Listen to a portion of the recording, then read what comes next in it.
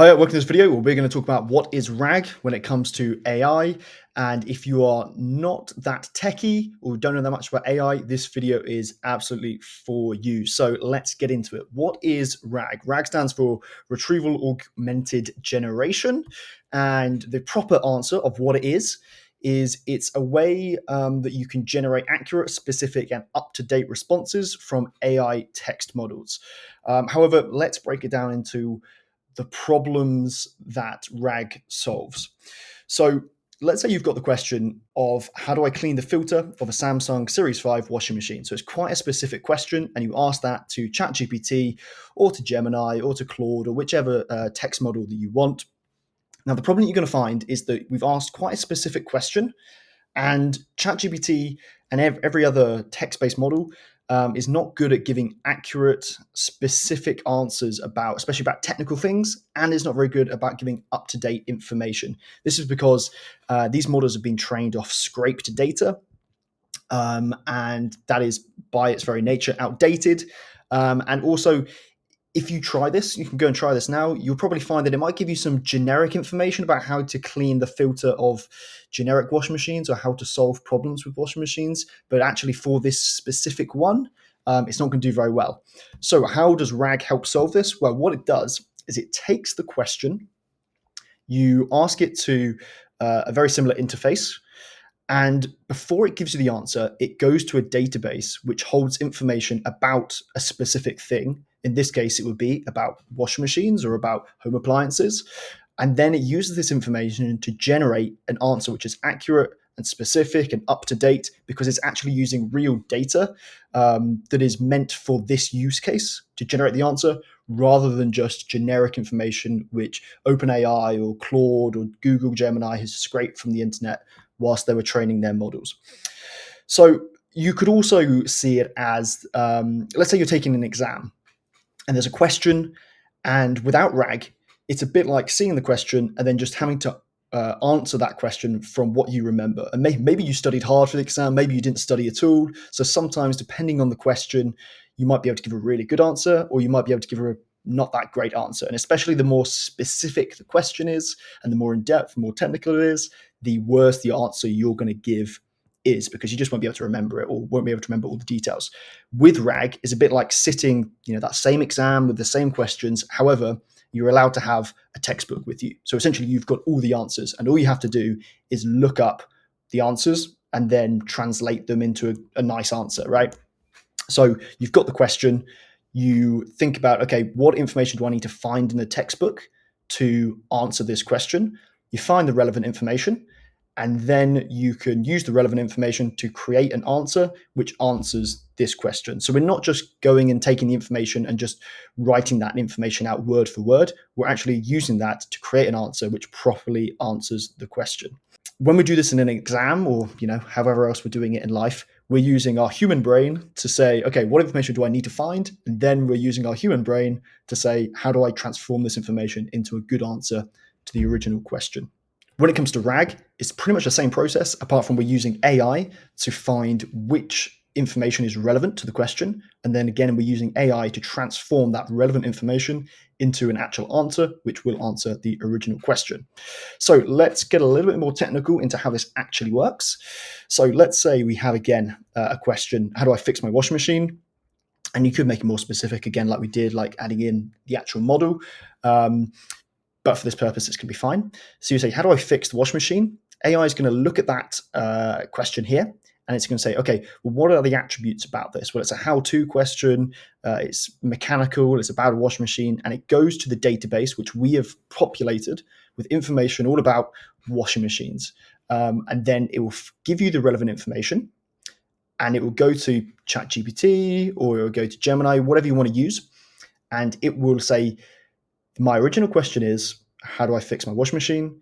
And the relevant information, which we have already found, is this, this, and this.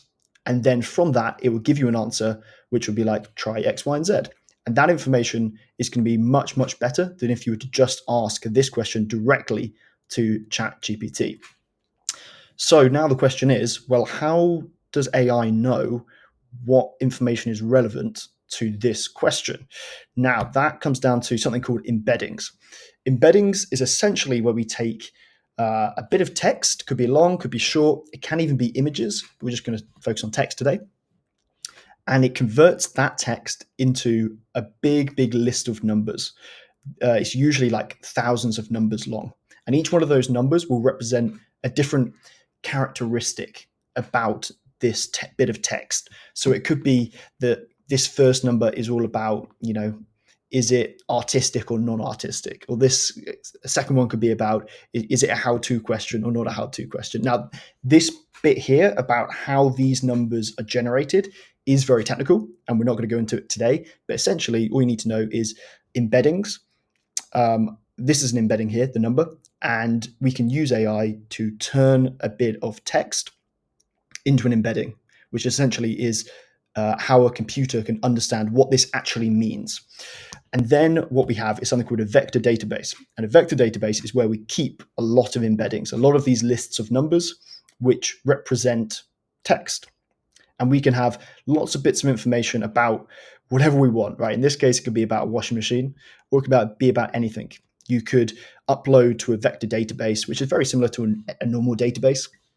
You can upload information about your business. You could upload information about a sport, anything you like to. And the great thing about this is you can update the information in the database whenever you want and bit by bit. You don't have to change it all at once, which we'll come into in just a second, is important or can be important. So that's essentially what we're doing. We're using embeddings to turn text into a number. And then we've got a database full of these embeddings, which are related to pieces of information that we've already added to that database.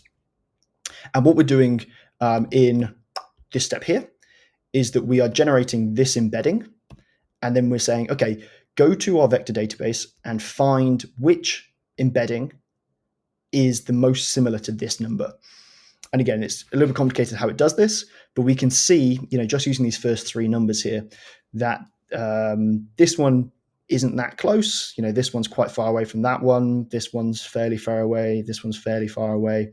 But this one here, that's fairly close, that's fairly close, and that's fairly close. So this one's probably going to be the best response. So if you ask what relevant information can we get from that embedding, it's going to say, well, this one here is the most relevant because it's the closest in terms of numbers. Again, it gets more technical, but in terms of how it works, we don't need to go into that.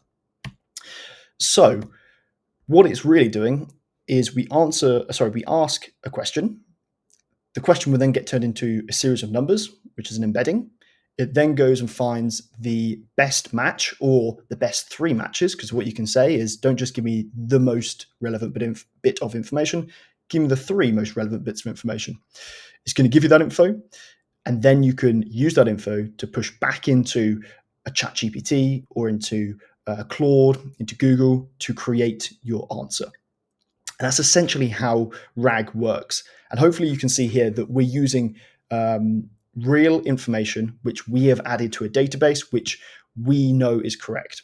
So this is really useful if let's say you have a marketing agency and you want to create a chatbot which customers can use or prospects can use to find out all about your marketing agency. Now, if you were to just ask ChatGPT doesn't really know much about your business. Like, it might be able to scrape the data on your website, and it might be able to tell you little bits about it, but it won't be able to tell you what are the services that you offer, what are your pricing. It won't be able to tell you, who's on the team. It won't be able to give you actually specific information, about what you specialize in, some of the results that you've gotten for other clients. It's going to be very, very generic. And this is a way that we can make the outputs non-generic, very specific, and up to date, because you might change the pricing on your website and you might want that to be reflected in the response. Or going back to this washing machine example, let's say they release an update for a washing machine, and now the way to clean the filter is different, and we can now update that information within the database to show that difference in information on how to clean the filter or whatever it was. So if you have done a little bit of work with AI before, you may ask a question, well, can we just fine tune the model or upload context or upload a PDF with that information in? And you could, but you would not get a good of a result as using RAG. The reason behind this is that when you fine tune a model, you have to train it every single time all over again. So if you want to change any information at all, you need to train it all over again. And if you're using a lot of data, which is where RAG is, really good, it's where you have a lot of information, that's going to be very expensive.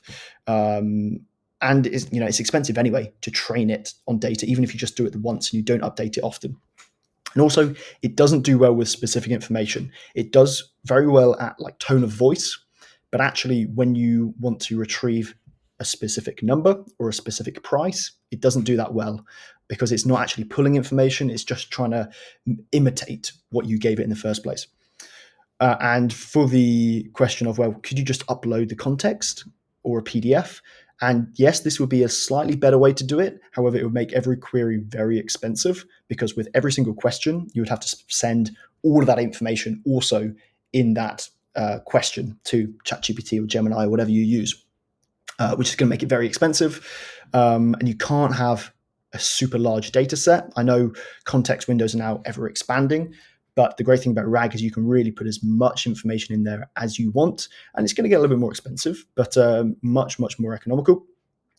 And also, if you ever want to change anything, you don't have to go through a big long bit of text and just change a single line, or you don't have to go through a PDF and generate a whole new PDF just to change one price.